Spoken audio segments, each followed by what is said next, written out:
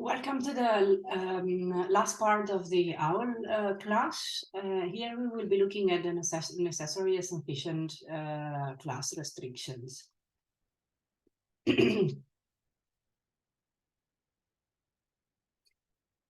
So OWL distinguishes between necessary and sufficient conditions. If you recall your classes from maybe logics or knowledge representation, necessary and sufficient conditions allow to describe implicational relationships between two statements. For example, if X, then Y. Necessary conditions or if conditions mostly imply the relationship between an antecedent and a consequent. So X is a necessary condition for Y.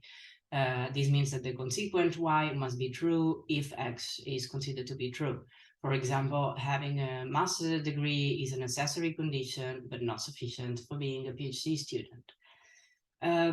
Sufficient conditions, on the other hand, are also if conditions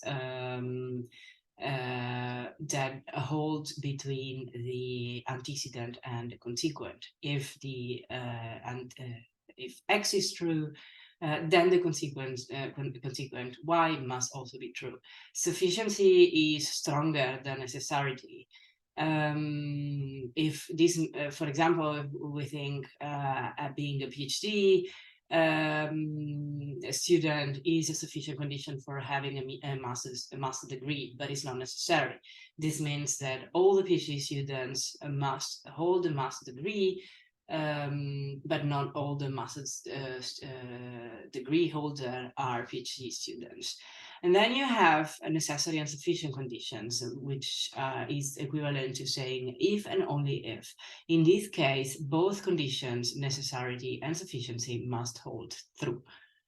In OWL, we can express necessary and sufficient restrictions by specifying that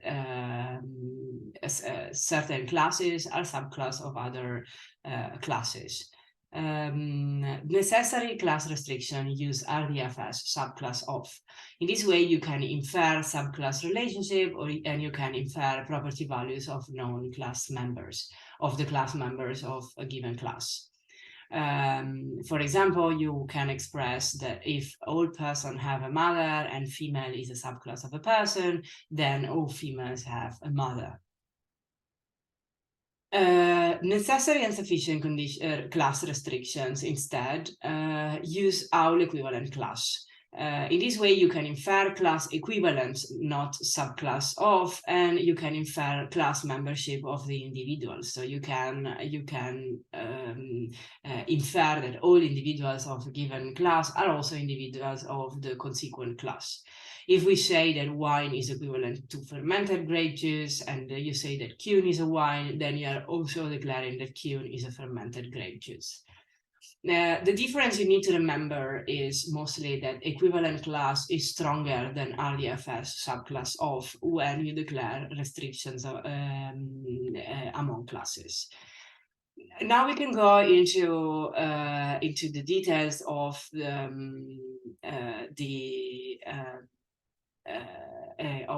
necessary and sufficient axioms. We start with some values from. This is a special keyword in OWL that you will meet often, that allows to express that all members of a class have at least one value from a specified class. This means that what we are doing here is that we are declaring Nobel Prize winners as being equivalent to, and this is a necessary and sufficient condition, and then we declare a blank node. Recall blank nodes are defined in square brackets.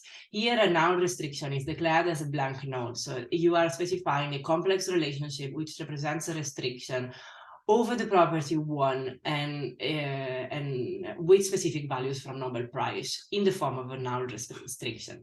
What you're basically saying here that Nobel Prize winners are people, because it's a subclass of relationship, are people or persons that have at least one value from of a prize that is an individual of the Nobel Prize class. If we are declaring, we are still in the asserted knowledge base, so the asserted set of triples. If we declare that Marie Curie won a physics Nobel Prize in 1903, and this resource physics Nobel Prize is of type Nobel Prize, so physics Nobel Prize is a member of the Nobel Prize class, then the reasoner will automatically infer that Marie Curie is of type Nobel Prize winner, because every person that has a property won and a value of Nobel Prize will be declared as Nobel Prize winner. Nobel Prize winners is exactly the class of all persons who have won at least one Nobel Prize. At least one is expressed through this property, owl property, which is owl sum values from. Sum values from it allows you to represent existential values. Then you can also represent universal values. In this case, you want to express that all members of a given class have only values for a specified class. This is how you express universality. In this case, we are declaring that Nobel Prize is a type of prize, and it's also a subclass of, so here is a necessary condition. And you set a restriction on a property won by, and then and all the values from the Nobel from the won by property must be members of the Nobel Prize winner class. This means that, and if we assert that physics Nobel Prize 1903 was won by Marie Curie, and this was of type Nobel Prize, the reasoner will infer that Marie Curie is of type Nobel Prize winner. In other words, a Nobel Prize can only be won by a Nobel Prize winner. Finally, we have has value. So you can also express that all the members of a class can only have values from one type of value for a given specified class. So we might declare that red car is a class which is subclass of car, and then we set a restriction on the property on the color of this class, which means that for every member of the class red car, the color of this of the member will be red. And if we, in particular, if we declare that my car is a member of the red car class, then the reasoner will automatically infer that my car has color red. So has value specifies that the property of a given class can only be of one value, in this case red. Finally, we can express cardinality when over the properties. This is very common and particularly useful. In the typical example is parenthood. What we can define is a restriction over the number of parents that a member of a class can have. In this case, what we are saying is that a mammal is a class, has a restriction on the property as parents, and it has to be specifically two, so not one, not three, two only instances of the class parent. So if A has parent P1 and P2, P2 are instances of the class X parent, and they're all different, then A is of type mammal. You can also change qualified cardinality with minimum or maximum. So you could say that a human being or a living being has biologically minimum one parent and you can say that it cannot have, or you can say maximum two parents. Or in the example of a car, you could say that a car cannot have 5 wheels, for example. This also qualified cardinality, minimum and maximum cardinality also work with data types. So what you can do is that you can specify a class as having a restriction on a particular property. In this case is age. Age is a data type property, and we know that because there is a data range, which is an integer. And then we say, okay, for every member of the class person, it can only have one property as age. There cannot be 2 triples, A as age 34, Ilaria as age 34, Ilaria as age 30. If you declare, for example, that Ilaria as age 33 and 34, recall that you use quotes to specify the literals, and you then specify that the type of the literal is an integer with this notation.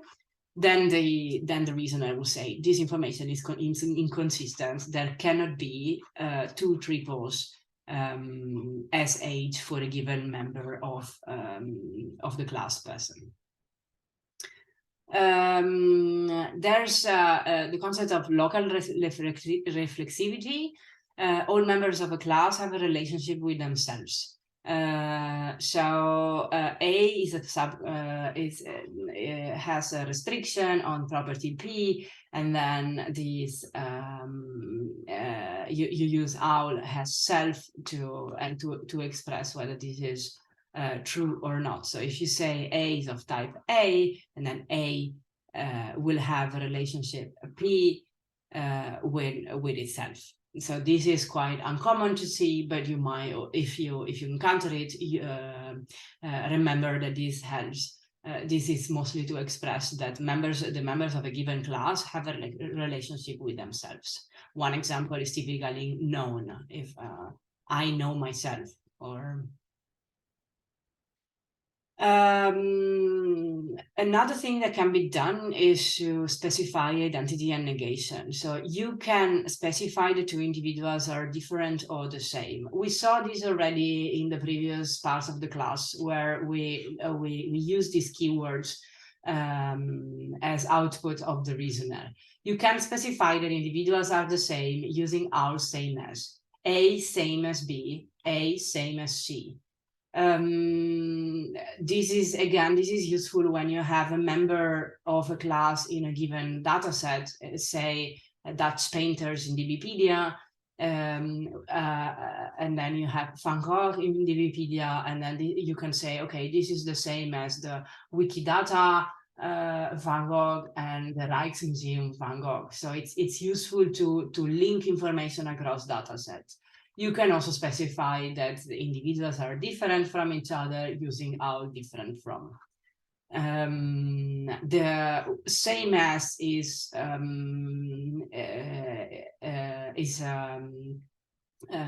reflexive property, which means that if you declare that A same as B, you can infer, and that A same as C, you can automatically infer that B is the same as A, and that B is the same as C. Additionally, since we also declared that here that A is different from D, we will also infer that B is different from D, and the same will happen with the inference around C. You can also say, state that a property does not hold between 2 individuals by expressing negative property assertions, by specifying that a given blank node is of type negative property assertion, and then there is you specify the source and the target individual and the property that holds between them. I have personally never seen that, but it is still part of the OWL vocabulary, so it might be useful to know what does it mean. This is the end of the OWL class. Thank you very much. If you have questions, feel free to ask them in class next time.